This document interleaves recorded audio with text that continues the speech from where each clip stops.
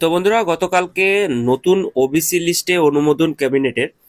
তো এই নিয়ে প্রশ্ন উঠছে, তাহলে কি জট কেটে যাবে? যে সমস্ত পেন্ডিং রিক্রুটমেন্ট গুলো ওয়েস্ট বেঙ্গল বাকি আছে, যেমন পুলিশের পরীক্ষাগুলো, এই পরীক্ষাগুলো কি তাহলে এবার পরীক্ষাগুলো কন্ডাক্ট করা হবে? প্রশ্ন কিন্তু আসছে আপনাদের কাছ থেকে।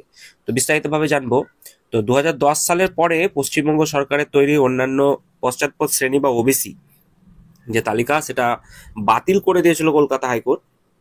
সেই রায় চ্যালেঞ্জ করে সুপ্রিম কোর্টে গিয়েছে রাজ্য সরকার। শীর্ষ আদালতে সেই মামলা বিচারাধীন রয়েছে। সেখানেই মাস কয়েক আগে রাজ্যের তরফে জানানো হয়েছিল তারা নতুন করে ওবিসি সমীক্ষা করে নতুন তালিকা তৈরি করছে।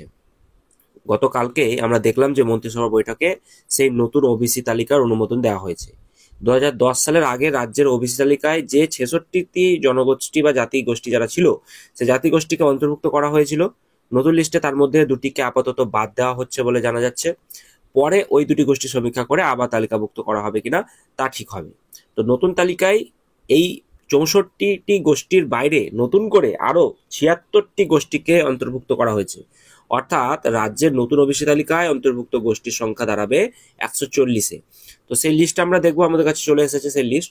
তো 2010 সালের পর তৃণমূল জামানায় আমরা দেখেছিলাম যে ওবিসি তালিকা তৈরি হয়েছিল, সেখানে আগের 66টির সঙ্গে আরো 113টি গোষ্ঠীকে অন্তর্ভুক্ত করা হয়েছিল। এবং যেভাবে ওই ওবিসি তালিকা তৈরি হয়েছিল তা বিধি মেনে হয়নি, এই যুক্তিতে তা গত বছর খারিজ করে কলকাতা হাইকোর্ট। সেই রায় চ্যালেঞ্জ করে সুপ্রিম কোর্টে গিয়েছে রাজ্য। নতুন করে সমীক্ষা চালিয়ে তালিকা তৈরির জন্য রাজ্য 3 মাস সময় চেয়েছিল। তবে সুপ্রিম কোর্টে মামলাটি বিচারাধীন থাকাকালীন নতুন তালিকায় এদিন সিলমোহর দিয়েছে রাজ্য মন্ত্রিসভা। তো তাৎপর্যপূর্ণভাবে যেটা জানা যাচ্ছে যে 2010 সালের আগে রাজ্য ওবিসি সংরক্ষণ ছিল 7%। তারপরে সেই সংরক্ষণ বাড়িয়ে আমরা দেখেছিলাম যে 17% করা হয়েছিল। তবে গত বছর কলকাতা হাইকোর্টের রায়ে সেই তালিকা খারিজ হয়ে যাওয়ায় স্কুল, কলেজ, বিশ্ববিদ্যালয়ে পড়ুয়া ভর্তি থেকে শুরু করে রাজ্য সরকারের বিভিন্ন পদে নিয়োগের ক্ষেত্রে বড় জটিলতা তৈরি হয়। সম্প্রতি রাজ্য জয়েন্ট এন্ট্রান্স বোর্ডের মাধ্যমে যে রাজ্য আহ, স্বাস্থ্য বিজ্ঞান বিদ্যালয়ে ভর্তির ক্ষেত্রে এরকমই কিন্তু জটিলতা তৈরি হয়েছে। তো বিষয়টি গড়ায় হাইকোর্ট পর্যন্ত। সেখানে হাইকোর্ট জানায় যে 2010-এর আগে রাজ্যে 7% ওবিসি সংরক্ষণের ফর্মুলা মেনে আপাতত medical and allied science post, কিন্তু পোস্ট গ্রাজুয়েশন যে কোর্সটা রয়েছে সেই ভর্তি মেধা তালিকা প্রকাশ করতে পারবে। তবে এদিন মন্ত্রিসভা যে তালিকা সাই দিল, তাতে ওবিসি সংরক্ষণ 7% থেকে বেড়ে 17% হচ্ছে বলে কিন্তু জানা যাচ্ছে। তো সূত্রের দাবি, আগামী সোমবার শুরু হতে চলা বিধানসভার যে বর্ষাকালীন অধিবেশন, এই বর্ষাকালীন অধিবেশনে এই নয়া ওবিসি সংরক্ষণ যেটা বলা হচ্ছে যে নীতি পেশ করবে রাজ্য। তো অর্থাৎ একাধিক প্রশ্ন আপনাদের কাছে আসছিল যে 7%, 17% ব্যাপারটা কি। তাহলে আশা করছি আপনারা এখান থেকে বুঝতে পারছেন। অনেকেই প্রশ্ন করছেন যে আগে তো 17%ই ছিল ওবিসি এ এবং বি বিভাগে, সেখানে ওবিসি বি দের আমরা দেখেছিলাম টোটালটাই ছিল এবং সেক্ষেত্রে এদের কিছু ছিল না। তারপরে আমরা দেখলাম মমতা কিছু চেঞ্জেস করে সেক্ষেত্রে ওবিসি বি দের 7%, ওবিসি এ দের 10% করে দেয়। সেটাই তো থাকছে, সেই বিষয়টা কি এখানে মিলছে আপনারা একটু দেখে নেন। তো এখানে যেটা বলা হচ্ছে 7% ওবিসি সংরক্ষণের ফর্মুলা মেনে আপাতত, যে আমরা দেখেছিলাম যে মেডিকেলের একটা পরীক্ষার যে পোস্ট, সেই ভর্তির মেধা তালিকা প্রকাশ করতে পারবে বলেছিল। তবে মন্ত্রিসভার তালিকায় সাই দিলে তাতে ওবিসি সংরক্ষণ যেটা বলা হচ্ছে 7% থেকে বেড়ে আবারও 17% হচ্ছে বলে সূত্রের দাবি। তো দেখা যাক আগামী দিনে কি হচ্ছে।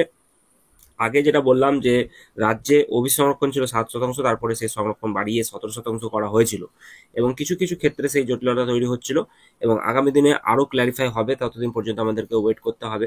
এই বিষয়টা ক্ল্যারিফিকেশন না আসা পর্যন্ত আমাদেরকে সমূলে বক্তব্য রাখা ঠিক হবে না।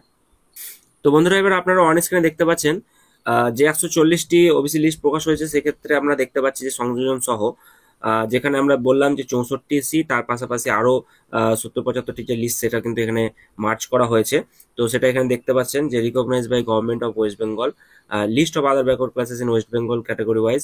তো এক্ষেত্রে আমরা এখানে দেখতে পাচ্ছি যে একাধিক সিরিয়াল নম্বরে একাধিক যে নেম অফ কাস্ট রয়েছে এবং পার্টিকুলার অফ কানেক্টেড আদার্স, এগুলো কিন্তু রয়েছে এখানে বিভিন্ন ডেট অনুযায়ী, সাল অনুযায়ী।